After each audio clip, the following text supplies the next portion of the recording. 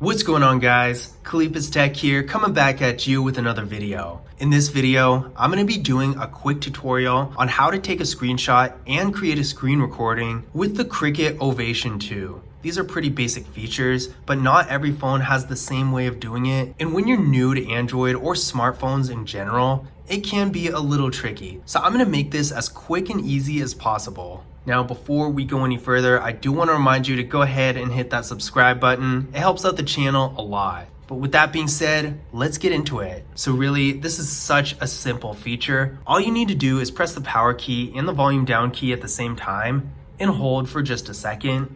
The screen's gonna flash, and there you go. Keep in mind that you actually have to hold the buttons down. You don't just press it, because if you press it, nothing is gonna happen, as you can see here. And if you press the power key and the volume up key instead, it's gonna do this, which is a cool feature in and of itself, but it's not quite what we're looking for. So one more time, power key, volume down key, press and hold, and there we go.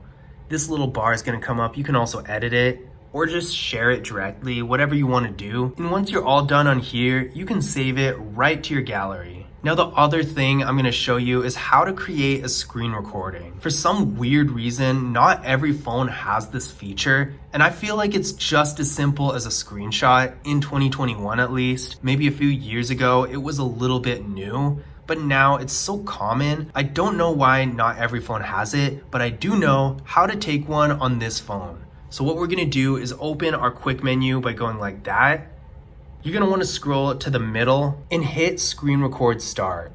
It's gonna ask you a couple questions. So how you wanna record the audio, whether it's through the microphone or the device audio or both. Be sure to toggle that on after you make the selection. Otherwise, it's not gonna do it. Same thing with touches on the screen if you want that.